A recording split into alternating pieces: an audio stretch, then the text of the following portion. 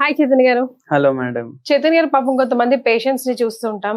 Like వాళ్ళు రోజు ఎంత కష్టపడతారో అండ్ డయాబెటిక్ ని కంట్రోల్లో పెట్టుకోవడానికి పొద్దున్నే లేచి వాకింగ్ చేయడం కానీ, కాకరకాయ జ్యూసులు తాగడం కానీ ఎన్నో కష్టాలు పడుతూ ఉంటారు. బట్ స్టిల్ మాకు షుగర్ అనేది నార్మల్ కి కాదు కదా, కొంచెం నంబర్స్ కూడా దిగట్లేదు అని చెప్పేసి, అలాంటి వాళ్ళకి మీరు ఏం సజెస్ట్ చేస్తారు? షుగర్ వ్యాధి ఏదైతే ఉంటది కదా, ఒక్కసారి వచ్చింది అంటే ఆ మనిషి జీవితాంతం పరేషాన్ అయిపోతాడు. ఎందుకు పరేషాన్ అయిపోతాడు? ఏది కావాలంటే అది తినలేడు, 10 సార్లు ఆలోచించాలి. ఇప్పుడు కొందరికి థమ్స్అప్ తాగే అలవాటు ఉంటది, కొందరికి పెప్సీ తాగే అలవాటు ఉంటది. అరే ఇప్పుడు తాగలేం, మళ్ళీ షుగర్ పెరుగుతుంది. కొందరికి చెరుకు రసం కనిపిస్తే అరే ఎండాకాలం ఉంది చెరుకు రసం తాగదామని అనిపిస్తుంది, వాళ్ళు తాగలేరు. ఇట్లా పరేషాన్ అయిపోతాడు. ఇట్లా మొత్తం మనసుని సంపేసుకుంటా వాడు బతకాలి అనేసి వాళ్ళ ఫీలింగ్ ఉంటది. దీంట్లో ఏమైతుంది అంటే, ఒకటి వాళ్ళ మైండ్ ప్రశాంతంగా ఉండదు, స్ట్రెస్ కి గురవుతుంటది. ఎందుకు? ఏది చేయాలంటే కంట్రోల్ కట్టేసుకోవాలి. ఇప్పుడు మనిషి బతుకుతుండంటే వాడికి నచ్చింది ఏదో తినాలి కదా వాడు, లేకపోతే మైండ్ లో స్ట్రెస్ ఉండిపోతుంది. మళ్ళా ఇట్లా కంట్రోల్ చేసుకుంటా మళ్ళా వేరే స్ట్రెస్లు. ఒక పేషెంట్ కి డైలీ తిన్న తర్వాత స్వీట్ కావాలి. ఒకరోజు గులాబ్ జామ్, ఒకరోజు బర్ఫీ, ఒకరోజు కాజు కత్లీ, ఒకరోజు మోతీచూర్, డైలీ ఒక్కొక్క స్వీట్ కావాలి. వాళ్ళ ఇంట్లో వాళ్ళ వైఫ్ తోటి చెప్పి మళ్ళీ రెగ్యులర్ గా అరిసెలు చేపించుకుంటాడు ఆయన, ఇంట్లోనే చేయాలి ఆయన. అయితే ఇప్పుడు ఏమైపోయింది, షుగర్ వ్యాధి వచ్చింది. మరి రోజు తింటే రాదా? రోజు తినాలి, కానీ మనం తినుకుంటా ఎంత తినాలి? ఇప్పుడు మనం రైస్ తిన్నాం అనుకోండి, దాని తర్వాత ఇంత ముక్క మీరు స్వీట్ తినండి. మీరు రైస్ ఎంత తిన్నారు అంత మీరు స్వీట్లు తింటే ఏమైతుంది? షుగర్ వ్యాధి వస్తుంది. ఇప్పుడు అట్లా 10 ఏళ్ల నుంచి ఆగిపోయింది అనమాట తినుడు. అయితే ఇప్పుడు పరేషాన్. మళ్ళా ఆయనకు బిజినెస్ ఉంది, పెద్ద ఆయన గంజ్లో దుకాణం ఉంది, మొత్తం వేరే వేరే డిస్ట్రిక్ట్ లకు వెళ్ళి వచ్చి మాల్ తీసుకొని పోతారు కిరాణా వాళ్ళు, పెద్ద బిజినెస్ ఉంది. ఇప్పుడు దాంట్లో కూడా టెన్షన్. ఇప్పుడు మన గురించి వినేసి వచ్చిండ్రు, ఏమన్నారు?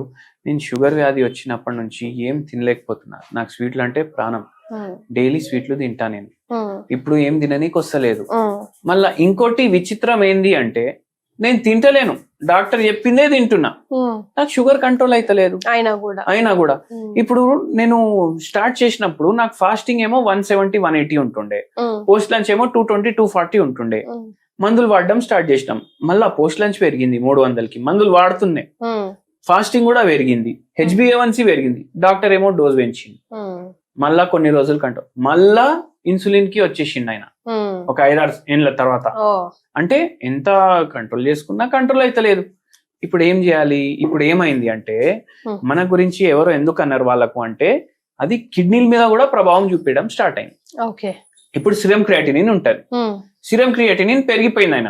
ఇప్పుడు ఆయనకు అర్థమైంది షుగర్ వ్యాధి వల్ల కిడ్నీలు కూడా పాడవుతున్నాయి అనేసి. మళ్ళా ఏమైంది, లాస్ట్ కి మన దగ్గరకు వచ్చింది. అయితే మనం ఏం చేసినామంటే, ఒక హోమియోపతి మెడిసిన్, సింపుల్ డయట్, చిన్న చిన్న చేంజులు డయట్ లా, దాంతో ఆయనకు సెట్ చేసినాం. మొత్తం రివర్స్ అయింది షుగర్ వ్యాధి. సూపర్. సిరం క్రియాటినిన్ కూడా మళ్ళీ నార్మల్ కి వచ్చేసింది. కిడ్నీలు ఏదైతే డ్యామేజ్ స్టార్ట్ అయింది కదా, అది కూడా మంచిగా అయిపోయింది. సింపుల్ గా, సోబర్ గా. పేషెంట్ విననికి రెడీ ఉన్నాడంటే మీరు ఏమన్నా చేయొచ్చు. ఇప్పుడు ఏం చేసినాం ఈ పేషెంట్ కి నేను చెప్తా. మార్నింగ్ టైం ఇడ్లీ దోశలు అందరు తింటారు, ఈ పేషెంట్ కూడా తింటుండే. మనం సింపుల్ గా ఏం చెప్పినాం, మీరు బయట ఎక్కడ తింటారు ఇడ్లీ అని అడిగినా నేను. ఇప్పుడు ఆయనది మెయిన్ మార్కెట్ లో దుకాణం ఉంది, అయితే అక్కడ ఇడ్లీల బండ్లు, దోశల బండ్లు అన్ని ఉంటాయి. వాడు ఇడ్లీలు చేస్తాడు కదా. ఇప్పుడు ఇడ్లీ అయితే హెల్దీ అని అనుకుంటాం కదా మనం అందరం. వాడు 25 రూపాయల ప్లేట్ కి ఇడ్లీ ఇస్తుండంటే వాడు ఏం పిండి చేస్తుండో? మైదా పిండి చేస్తాడు. దాంట్లో కొందరు కలుపుతారు ఇడ్లీలా మైదా పిండి, మనకు తెలియదు. నాకు ఇడ్లీ అమ్మేటోడే చెప్పిండు. అయితే ఎందుకంటే కాస్ట్ కటింగ్ చేసుకుంటారు వాళ్ళు. అయితే ఇడ్లీ ఎప్పుడైనా మీరు తింటే ఇంట్లో తినండి, అది ఫస్ట్ రూల్. మీరు ఏది తిన్నా ఇంట్లోనే తినండి, మీకు ఇష్టం ఉన్నది. సెకండ్ ఏంటంటే, మిల్లెట్లతోటి మీరు చేసుకోండి, కొర్రలు, మళ్ళీ దాని తర్వాత జొన్నలు, మళ్ళీ రాగులు, ఇవన్నిటితోటి కూడా ఇడ్లీ తయారైతుంది. ఇప్పుడు మీరు ఇడ్లీ పిండి చేసుకుంటారు కదా, దాంట్లో రైస్ వేస్తారు, మళ్ళీ మినపప్పు వేస్తారు. మీరు రైస్ క్వాంటిటీ తక్కువ చేసి జర రాగులు వేయండి, దాంట్లో మిల్లెట్లు అంటే రైస్ ఇంత వేస్తారు, ఇంత రైస్ వేసుకోండి మీ సాటిస్ఫాక్షన్ కి. కొంచెం ఎక్కువ Millets. మిల్లెట్లు వేయండి. అయితే దానివల్ల ఏమైతుంది, రైస్ ఏమో ఒక సాఫ్ట్నెస్ కూడా ఇస్తుంది ఇడ్లీకి. అయితే అది కూడా ఉండిపోతుంది, మళ్ళా మనకు టేస్ట్ కూడా ఉండిపోతుంది. మనకు ఇట్లా అరే నేను ఏం తింటున్నా భయ్ అనేసి ఫీలింగ్ రాదు. అదే అట్లా టిఫిన్లు మనం చేంజ్ చేసినాం ఈయనకు. మళ్ళీ దాని తర్వాత నైట్ టైం డిన్నర్ మన ప్రకారం పెట్టినాం. మధ్యాహ్నం ఏమో మీకు రైస్ ఇష్టం కదా, మీరు రైస్ తినండి, క్వాంటిటీ చూసుకొని తినండి. ఇప్పుడు మనం ఏం చేసినామంటే ఒక రెసిపీ చెప్పినాము. ఆ రెసిపీ తోటి ఇప్పుడు ఏమైతుంది, ఈ పేషెంట్ కి ప్రాబ్లం ఎందుకు అవుతుంది అంటే ఆయన ఏం తిన్నా ఆయన గ్లూకోజ్ పైకి వస్తుండే ఒక దాంట్లో చూసుకుంటే. అంటే ఆయన తినే ఫుడ్లు గ్లైసిమిక్ ఇండెక్స్ ఎంతున్నా షుగర్ లెవెల్ పెరుగుతున్నాయి. Over a period of time ఎక్కువ అబ్జర్వ్ చేస్తుంది ఆయన. ఏది జీర్ణ వ్యవస్థ ఉంటది కదా ఇంటెస్టైన్లు, అవి ఎక్కువ షుగర్లు అబ్జర్వ్ చేస్తున్నాయి. ఇప్పుడు ఏం చేయాలి, ఏం చేయకండి అని చెప్పినా నేను. ఒక సింపుల్ రెమెడీ చెప్పినా, మీ అందరికీ చెప్తా, మీరందరు చేసి చూడండి. మీరందరు చేసి చూసిన తర్వాత కూడా అబ్బా ఏమన్నా ఉందా అని టేస్ట్ లో అంటారు, మళ్ళీ ఏం ఎఫెక్ట్ ఉంది అది కూడా అంటారు. ఒక హోమియోపతి మెడిసిన్ చెప్పిన ఫస్ట్. దాంతో పాటు ఈ మెడిసిన్ ఒకటే అంటే మనం ఫార్ములేట్ చేసి చెప్పినాము. మళ్ళా దాంతో పాటు ఈ హోమ్ రెమెడీ. ఈ హోమ్ రెమెడీ ఏంది అంటే, అంతకుముందు అందరికి బై ఛాన్స్ షుగర్ లెవెల్ కొంచెం క్రాస్ అయినాయి, ప్రీ డయాబెటిక్ రేంజ్ లో ఉన్నారంటే వాళ్ళకు ఒక మంచి రెమెడీ చెప్తాను. బంగారం ఉంటది కదా, దాంతో హోమియోపతిలో ఒక మందు తయారు చేస్తాం, ఆరం మెట్ అనేసి. అది 0.9 పొటెన్సీలో డైలీ 5 చుక్కలు ఒక చిన్న కప్ వాటర్ లో తీసుకోండి. జరా బార్డర్ లైన్ లో ఉంది, ప్రీ డయాబెటిక్ రేంజ్ లో ఉంది అంటే మీకు కంట్రోల్లో వచ్చేస్తుంది షుగర్ వ్యాధి.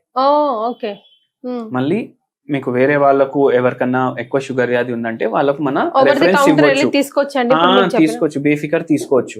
మళ్ళీ దాని తర్వాత ఏంది అంటే ఇప్పుడు మన రెసిపీ. ఇప్పుడు ఏం చేయాలంటే చింతపండు తీసుకోవాలి, దాన్ని నానబెట్టాలి. చింతపండు నానబెట్టిన తర్వాత ఒక ఉల్లిగడ్డ, మళ్ళీ దాంతో పాటు వెల్లుల్లి ఉంటది కదా అవి 2, గింత జీలకర్ర, ఇంత ఆవాలు, మళ్ళీ కొన్ని కరియాపాకులు అండ్ కొంచెం మిరియాల బుక్ని, ఇవి తీసుకోవాలి. ఇవి తీసుకొని ఆవు నెయ్యి ఉంటది కదా, ఆవు నెయ్యి మీరు వేయాలి. దేంట్లో ఒక పాన్ లో, ఇది గిన్నెలో ఆవు నెయ్యి వేసి కరియాపాకులు వేయండి.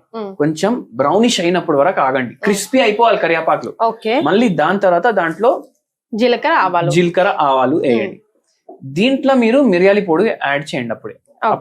లేకపోతే బెస్ట్ ఏంటంటే కొన్ని మిరియాలు తీసుకొని దాన్ని దంచుకోవాలి, మొత్తం పౌడర్ చేయొద్దు, అది యాడ్ చేసుకోండి దీంట్లో. ఇది ఇప్పుడు చింతపండు మనం నానబెట్టినాం కదా, అది పులుసు లాగా తయారైపోతుంది. దాంట్లో పచ్చి ఆనియన్స్ కట్ చేసి వేయండి మీరు, ఇది దీంట్లో వేసేయండి. ఇప్పుడు ఇది అందరూ మనం పచ్చి పులుసు అంటాం, మనం ఆఫ్ చేసేయాలి, అది పోపు తయారవ్వగానే ఆఫ్ చేసేయాలి. పచ్చి పులుసు అంటాం మనం అందరం.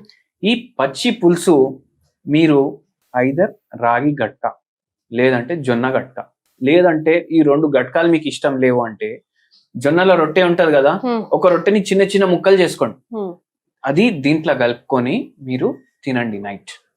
ఇప్పుడు బెనిఫిట్స్ ఏంది నేను చెప్తాను. జొన్నలు, రాగులు, మిల్లెట్లు, దీంతో తయారైన ఐటమ్ లో మీకు కార్బోహైడ్రేట్లు ఎక్కువ ఉంటాయి, కానీ అది కాంప్లెక్స్ కార్బోహైడ్రేట్లు ఉంటాయి. కాంప్లెక్స్ కార్బోహైడ్రేట్లు ఉంటే మన జీర్ణ వ్యవస్థ దాన్ని సరిగా అబ్జర్వ్ చేసుకోలేదు, దాంట్లోకి వెళ్ళి షుగర్ అది ఎట్లనే బయటికి వచ్చేస్తుంది.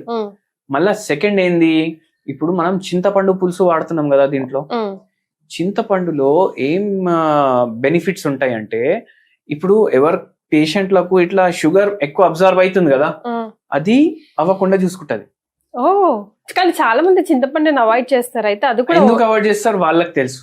మనకు దాని మెడిసినల్ ప్రాపర్టీ గురించి మనం చెప్తున్నాం అందరికి, అది షుగర్ అబ్జర్వ్ చేసుకోకుండా చేస్తుంది. పచ్చి పులుసు చాలా మంది చేసుకుంటారు, కానీ వాళ్ళకు ఇట్లా వాళ్ళు బెనిఫిట్ అవుతుంది అని వాళ్ళకు తెలియదు. రైస్ తోటి తింటాం, పప్పు వేసుకొని పచ్చి పులుసు కలుపుకొని తింటాం, కానీ ఇట్లా గట్కాలతోటి రొట్టెలతోటి కూడా మనం తినొచ్చు. ఎందుకు తినాలి అది కూడా మనం ఎక్స్ప్లెయిన్ చేస్తున్నాం. అయితే షుగర్ అబ్జర్వ్ కాదు, ఒకటి మనం కాంప్లెక్స్ కార్బోహైడ్రేట్ తీసుకుంటున్నాం, మళ్ళీ మనం పచ్చి పులుసు వాడుతున్నాం, దాని వల్ల షుగర్ కూడా సరిగా అబ్జర్వ్ కాదు. మళ్ళీ థర్డ్ థింగ్ ఏంటంటే దీంట్లో మిరియాలు వేస్తున్నాం, ఎందుకు మైక్రో న్యూట్రియంట్లు ఉంటాయి కదా, అది అబ్జర్వ్ అవ్వాలి. మీరు మధ్యాహ్నం తింటున్నారు, కూరలు, పప్పులు అన్ని తింటున్నారు కదా, అవి మంచిగా అబ్జర్వ్ అవ్వాలి నెక్స్ట్ డే. దానికోసం మార్నింగ్ చట్నీ తింటున్నారు, దాంట్లో మైక్రోన్యూట్రియంట్స్ ఉంటాయి, విటమిన్స్ ఉంటాయి, అవి మంచిగా అబ్జార్బ్ అవ్వాలి. దానికోసం నైట్ మనం మిరియాలతోటి తయారు పచ్చి చేస్తున్నాం మన జీర్ణ వ్యవస్థని నెక్స్ట్ డే కోసం. ఇట్లా చేయడం వల్ల షుగర్ వ్యాధి ఉన్న వాళ్ళకి మంచి మార్పు ఉంటది. అట్లా చాలా సింపుల్ టెక్నిక్ అండి, అది మీరు చెప్పినట్టుగా రెగ్యులర్ గా వాడతాం కానీ అది ఇలా ప్లస్ అవుతుందని మాత్రం తెలియదు. Thank you so much for joining us. Thank you అండి.